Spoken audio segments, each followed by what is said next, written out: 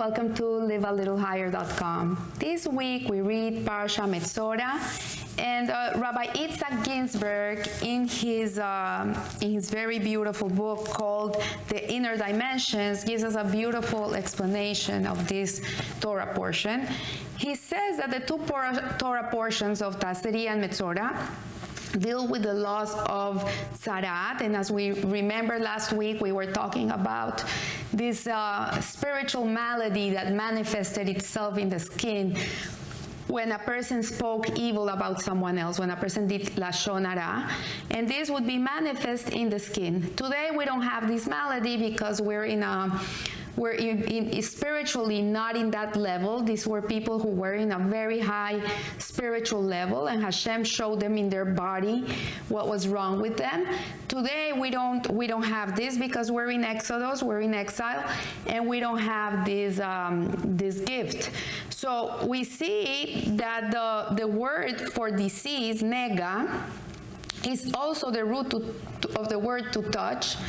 And the fact that they share the same root word is very significant. So we see that disease is a negative phenomenon. It's something that really is negative. It doesn't come from a good place. And most of the reference to touching in the Bible are also negative. So we see that a nega, a disease, and to touch, also the references of the verb to touch someone else are not seen in a good eye. So we see the first time this verb appears in the Torah is in the context of the touching of the tree of knowledge before Adam and Eve sinned, which threw the world into exile, and we live in a reality today because of this primordial sin. It came to be because they did something they shouldn't have done. That Hashem told them, from every tree in the Garden of Eden you can eat, you can take, you can touch, but this one here you cannot touch. So we see that in the laws of impurity in the portion of Metzora, we repeatedly find expressions, anyone who touches will become impure. Is physical contact always negative? That's what the question is here. So the answer of the Torah that teaches us, it says that when we touch someone or something for our own benefit, when it comes from an egocentrical place, a place of self-indulgence, self-pleasure, without regard towards the thing that you're touching or the person you're touching, then it is a negative action. It's not supposed to be that way. So we see that the sages teach us that the principal cause of tzara is illicit speech. This we learned last week. In Kabbalah, the tongue, the organ of speech, is related to the procreative organ. And if you look at them, they look similar. So there is an essential need to circumcise our speech. Just as in Kabbalah, it also talks about the circumcision of the heart.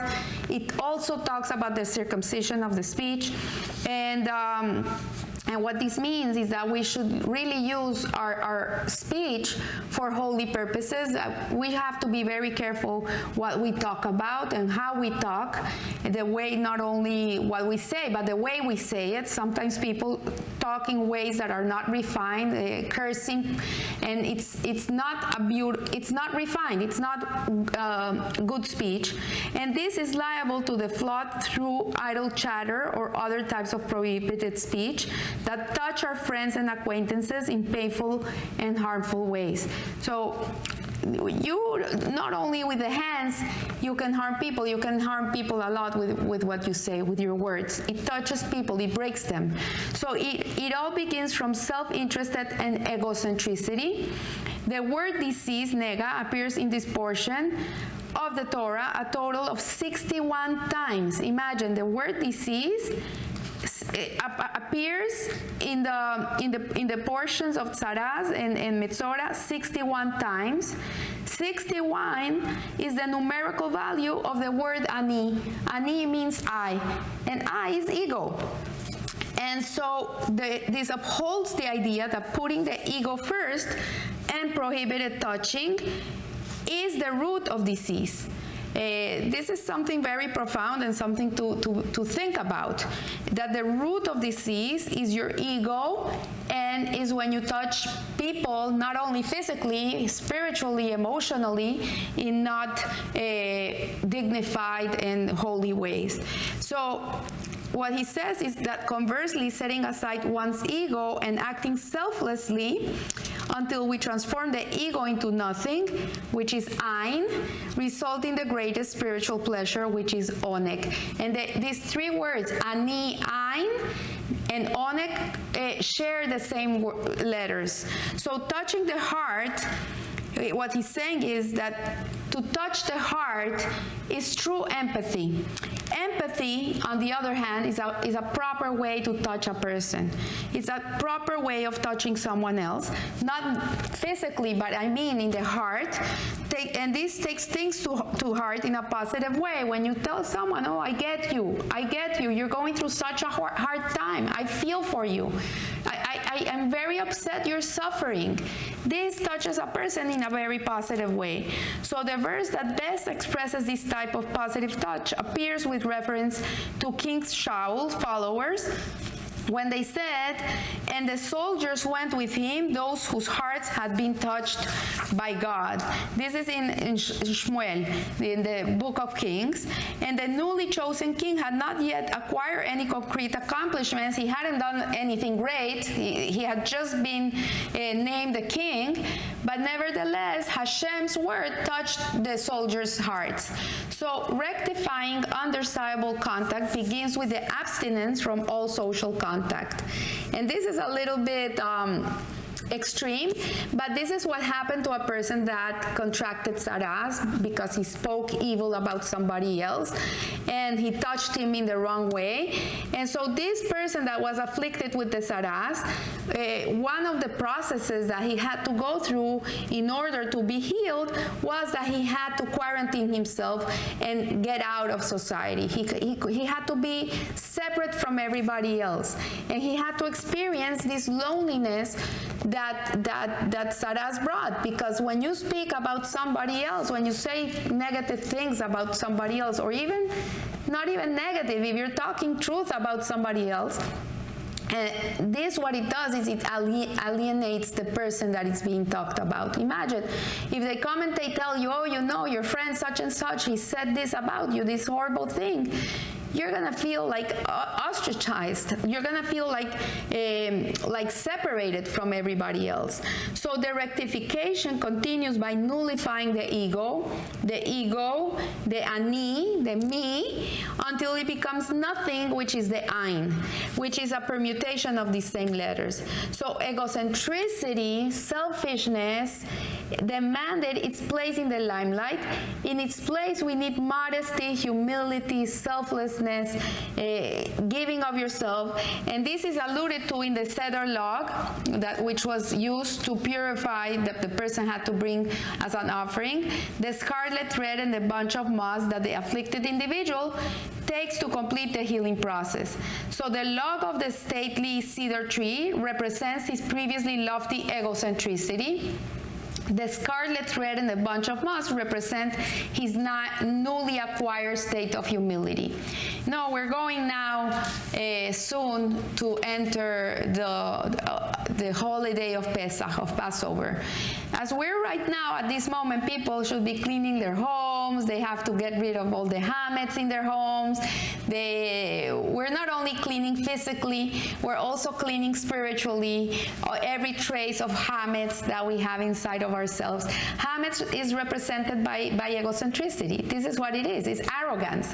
And Pesach is a holiday in which we really try very hard to get rid of that very bad character trait. Because, okay, you can have an ego. You need to have an identity. You need to know you exist, that you are who you are. But in a way, you cannot not allow it to get so big that then you are the only existence of the world. So the disease of Saras appeared in some of the greatest biblical figures. We see that it appeared Moshe Rabbeinu had Saras. His hand turned white like snow for a few moments.